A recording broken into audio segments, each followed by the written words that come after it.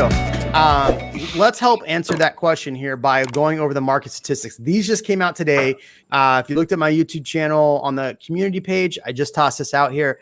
The median for the MSA. In fact, Kevin, I saw you on Instagram stealing my post, man. Mm-hmm. You got credit for it. I saw. Yeah, I'm just kidding. I saw it. You tagged us. So the Round Rock MSA went up 42%. So this is year over year data. So from last year to this year, and let's think about that, because by April of last year, things started slowing down a little bit. Yep. But prices started going up. So this is when prices were still going up. In fact, I can go back and look at that, but prices are already up. Sarah, are you having problems getting people under contract, or are your buyers having problems getting under contract because prices have gone up so much? It's made a change. It's made a difference. Yeah.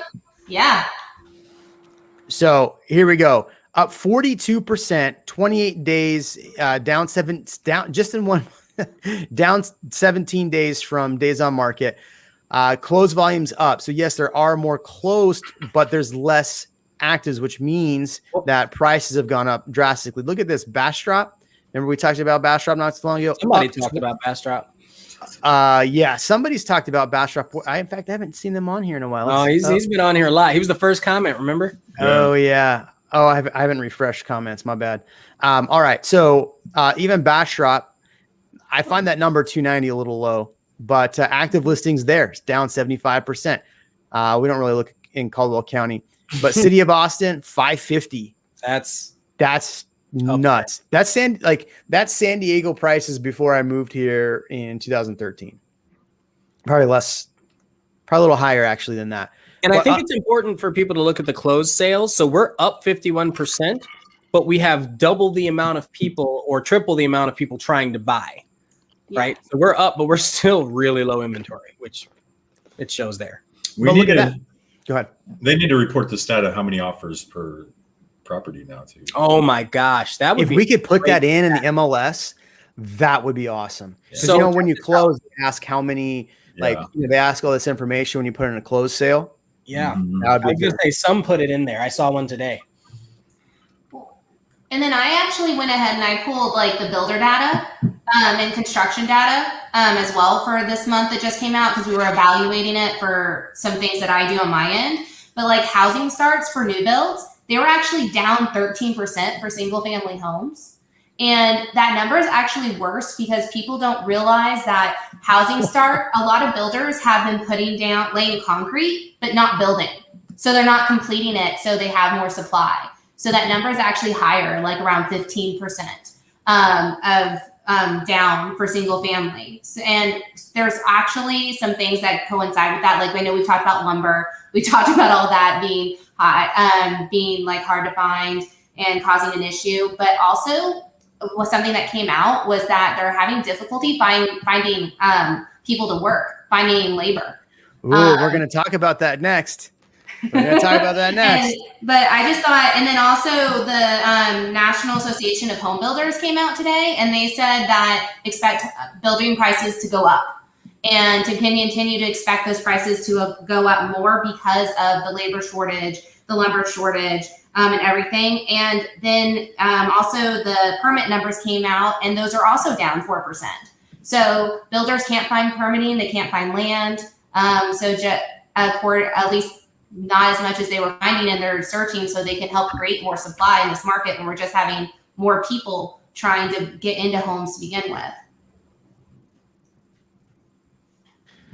We're going to talk about a lot of that stuff here in a second, but yeah, that's partly the reason why we're seeing these costs jump up so much. And Mally, good friend Mally, we just closed on her house, just sold her house. But yeah, she's right. We had like 20 something offers on her property. And I literally was telling agents to not offer. I was like, look, how much are you offering? Don't bother. Like legitimately don't bother. So yeah, Mally, congratulations. Heading up to the Pacific Northwest. Gonna miss you.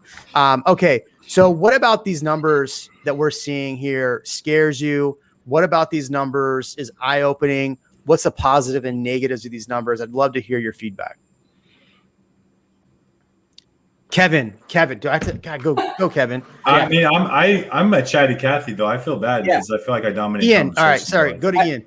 I think it's just important for people that one purchase a new build property and they get excited that they have equity in the property when they close, and then they don't realize that their taxes are going to be increased substantially when it comes due next year. So that's one thing, and then that goes for anybody who's like, oh, my neighbor just sold his house for X amount, 20% over. That's great for right now until you start having to protest, which was yesterday or whatever. So last Friday, sorry. I think one of the big things that I've seen too is, don't wait. I have people that are still thinking like the market's going to turn or a bubble's going to burst, or, they get discouraged like we were talking about before, and they decide to just hold off and wait a year. And I think if anything, these numbers are telling us pricing is going up, inventory still is not there, supply is not there. And if you wait, there's going to be a big cost of waiting, where it's going to cost you so much more money. The same house is probably going to be, so much more expensive. So if you're looking at this and you're on the fence, get on a builder wait list, get with your realtor, get on a builder wait list, get pre-approved, and just keep trying now and keep on keeping on. Don't wait. Yeah. And it's crazy because you've heard don't wait forever, right? If you've been any remotely interested in Austin real estate for the past, 10 years, you've heard don't wait, get something. And now you see it. What are the chances taxes go down if the market changes or corrects?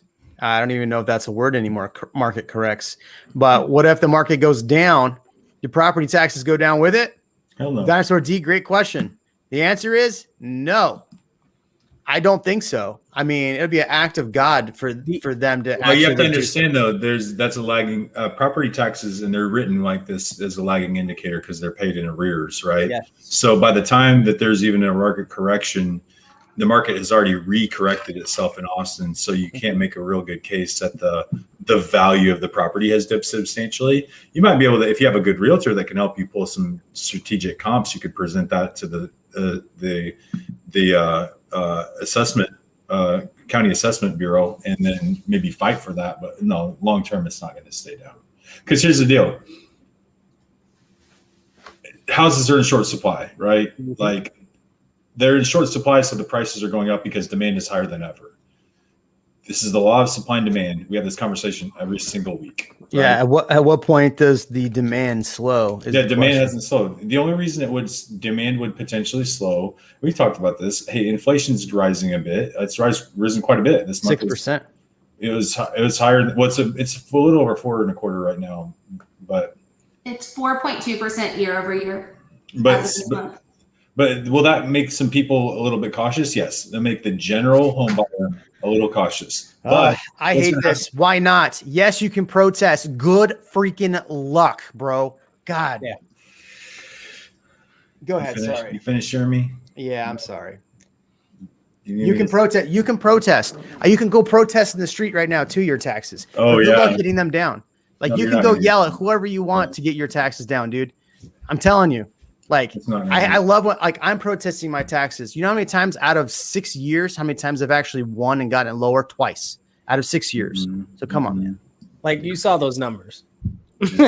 Your value has not gone down. I think people just need to understand that you're not protesting because you just don't want to pay them. You're protesting saying that the value isn't there. And how do you show that in 2020?